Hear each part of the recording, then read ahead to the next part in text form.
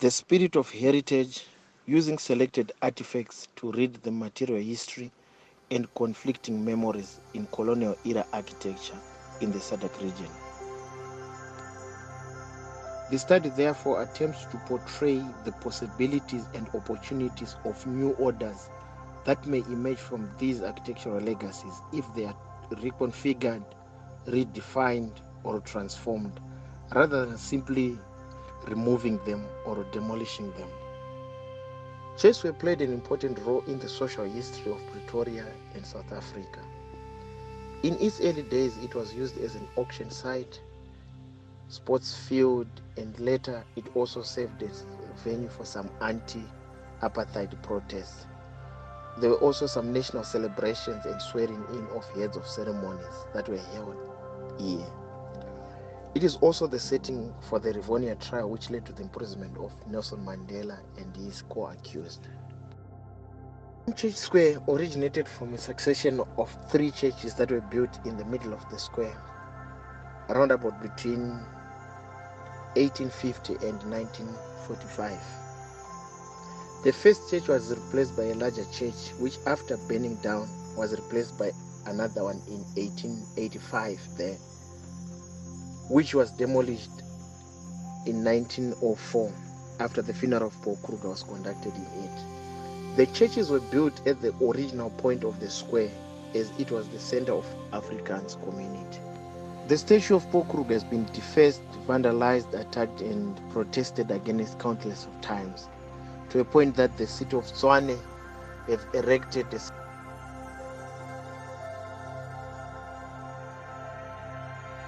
Apart from removing the plinth and the statue of Paul Kruger from the central position of the square, the current statue can also be brought into present context by complementing the statue of Paul Kruger with a statue of an African leader.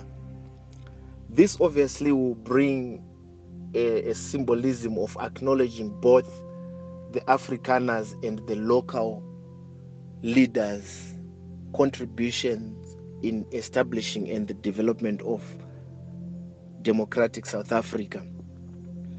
And alternatively, the African leader could be a woman standing next to Paul Kruger, or a woman standing on her own on the statue, and this will bring in the message of women underrepresentation and issues of gender-based violence.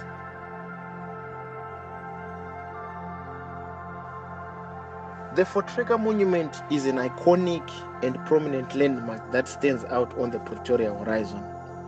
It was designed by architect Gerard Modic and built between the years 1937 and 1949.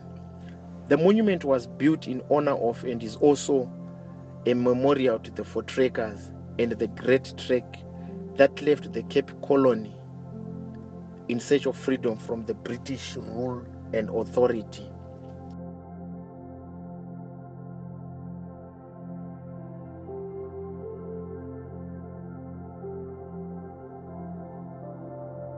This position gave a sense of sacredness and isolatedness to the monument as it stands on its own on the horizon. But in order to counter that and neutralize that, one would propose to develop a city around the monument with buildings and infrastructure that competes with the monument both in terms of height and texture. A summary of the history of the Great Trek, the battles fought, challenges faced, and also lifestyles and treaties entered is depicted within the walls of the monument.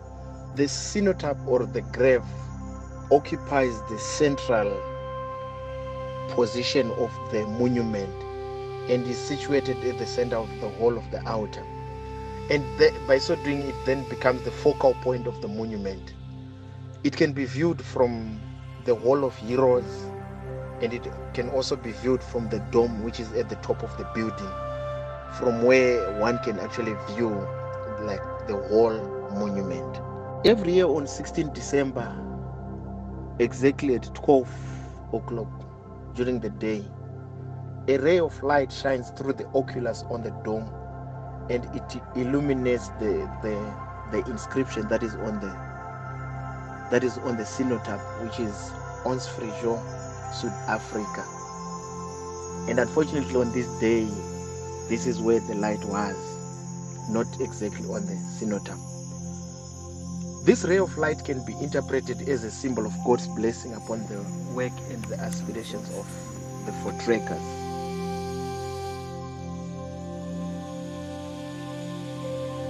Symbolic marble floor of the hall consists of ever-widening circular patterns, which looks like ripple effects of a stone that has been cast into water and producing a rainbow pattern. Since South Africa is now being regarded as a rainbow nation, we can then introduce a rainbow pattern on the floor.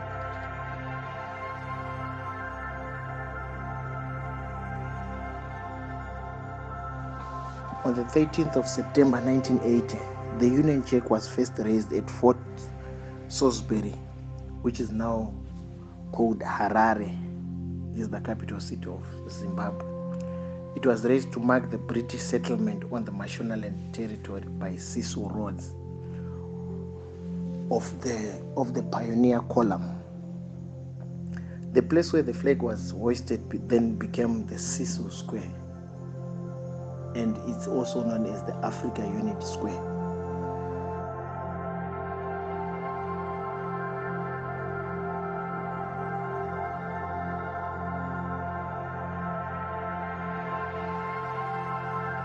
We can introduce a new nature on site by introducing a water garden on the northern side of the square. This can achieve it by importing trees and building ponds, filling them with water, which can also give some psychological and healing within the busy central business district. Allowing colonial-era architectural legacies to be transformed, recontextualized, is an acknowledgement that meaning changes over time, more especially when one looks at it from a post-colonial vantage point. Because when you look at it, the ideologies that inform the construction of these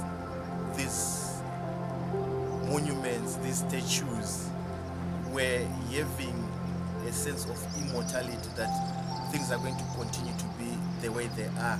And they didn't foresee the coming of democracy, the coming of freedom, the coming of being formed because of recontextualizing, reconfiguring these monuments, statues, and parks. Like for example, you realize that architects, of these statues, they were thinking of immortality, but when we reconfigure them, there's an opportunity to continue to a point that architects of every generation would have the opportunity to recontextualize in their own context, and therefore we have a form of architecture that continues rather than ends with an era, but it's architectural legacies, the transformation of these monuments, statues, and public squares. One will realize that there is need to have policy change to reform the policies that govern and protect these kind of monuments and statues. A pragmatic approach to this will actually enable to create a foundation and to create a system that allows the continual reformation and continual transformation of such policies. Why? Because keeping them in a fixed state as they are, as I have presented through the document, it simply brings a sense of outdatedness. It continues to raise a lot of conflicts, a lot of contentions, and a lot of controversy. So therefore, if there is a policy that is well set and well established to allow further and more transformation, which then acts as a precedent, then acts as a foundation upon which professionals preserve a list and even the patron of these monuments to implement further changes as time evolves and as time moves, rather than having policies that simply protect them in the state that they are, irregardless of the controversies, irregardless of the conflict that they raise, the memories that they